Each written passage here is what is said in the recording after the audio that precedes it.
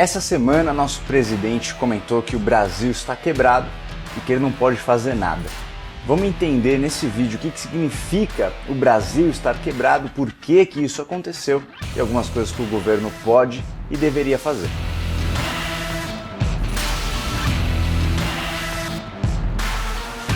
Vamos lá, para começar, vamos olhar para os últimos anos do Brasil e as contas públicas até 2019. Depois a gente vai para 2020, que foi um ano extremamente diferente, complexo, em função da pandemia. O problema do nosso governo começou lá em 2015 com a seguinte manchete: contas do governo têm rombo recorde de 114,9 bilhões em 2015. O que isso significa? Tudo que o governo arrecadou de impostos em 2015, menos o que ele teve que gastar sem considerar a parcela de juros, ficou faltando lá quase 115 bilhões. Mas aí, esse número é normal? Não é? Vamos dar uma olhada no histórico para comparar todos os últimos anos. Esse gráfico apresenta o resultado primário do governo, que é justamente isso que eu comentei, né? Que são os impostos menos o que ele gasta, sem considerar pagamento de juros da dívida, tá? Então, 2011, 12, 13 a gente teve o chamado superávit primário, ou seja, as contas fecharam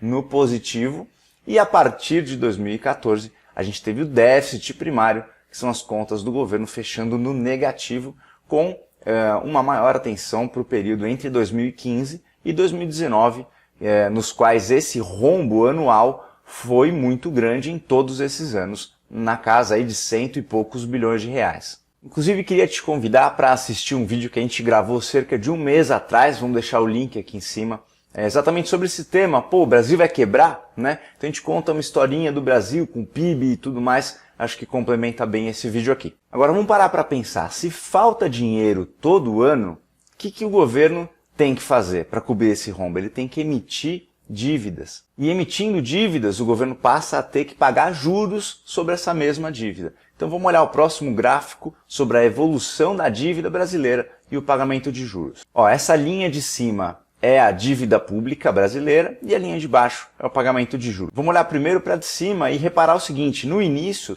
né, até 2015, esse crescimento da dívida ele era mais tranquilo, né, menos acelerado, mais contido. Por quê? Porque a gente tinha superávit primário, tá? Sobrando dinheiro nas contas anuais do governo. Uma pergunta, né, que pode se fazer: pô, se está sobrando dinheiro, por que emite dívida? Não podemos esquecer, o resultado primário ele desconsidera o pagamento de juros. E se você olhar aí, o pagamento de juros foi expressivo, né, na ordem de 200 bilhões nesses primeiros anos do gráfico. O que forçou o governo a, mesmo com superávit primário, ter que pagar juros e ter que emitir novas dívidas. Mas o crescimento dessas dívidas estava desacelerado se comparado com a segunda metade do gráfico, né? A partir de 2015, o gráfico acentua para cima e começa a crescer num ritmo muito mais acelerado. Inclusive, se a gente olhar, ano após ano, a gente veio quebrando recordes da dívida pública, recorde em 2015, recorde em 16, 17, 18, e chegando agora num novo recorde em 2020, que a gente vai falar daqui a pouquinho. Antes de falar de 2020, queria ver duas últimas coisas, que a primeira delas é que a linha de juros ela segue meio que no mesmo patamar, né? Apesar da dívida subir, os juros não sobem tanto. Por que isso aconteceu?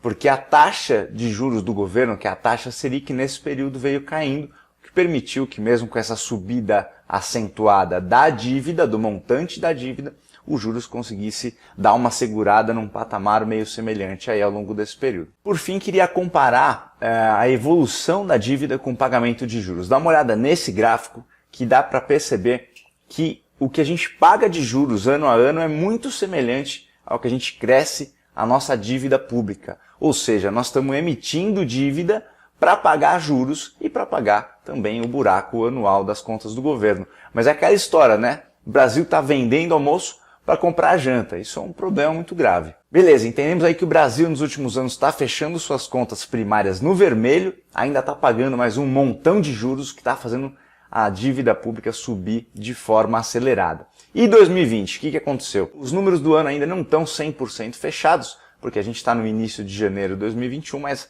está praticamente fechado. Se a gente pegar essa reportagem do finalzinho de novembro, o governo revisa a estimativa de déficit que pode chegar a 844 bilhões em 2020. Gente, 840 bilhões. Se a gente olhar os últimos anos, nosso déficit era na casa de 100 e pouco. 2015, o déficit recorde lá que a gente viu no início do vídeo foi 115 bilhões. Ano passado, 2020, 840. Ou seja, foi um ano completamente atípico. Grande parte disso tem a ver com o coronavírus. O governo colocou aí cerca de 600 bilhões em função da pandemia do coronavírus e a gente teve esse resultado extremamente negativo no ano passado. Pois bem, o que a gente pode fazer, né? Que o governo deve fazer diante disso tudo? Uma primeira dica a gente pode ver numa projeção feita pelo Ministério que é a seguinte: o país só voltará a ter superávit primário em 2027. Ou seja, até 2027 as contas do governo tendem a fechar ano a ano no vermelho e o governo vai ter que dar um jeito de, mesmo fechando no vermelho, segurar o crescimento da dívida pública. Vamos parar esse vídeo por aqui para ele não ficar muito longo e nem muito complexo e no próximo vídeo, na semana que vem, vamos olhar com calma, no detalhe, o que o governo deve fazer, tanto para gerar caixa nos próximos anos e também medidas para que ele deixe de ter déficits primários e volte a fechar as contas no positivo, obtendo o tal do superávit primário, beleza? Gostou? Se inscreve para receber a notificação do próximo vídeo e a gente continuar nesse tema tão importante para nós brasileiros. Valeu!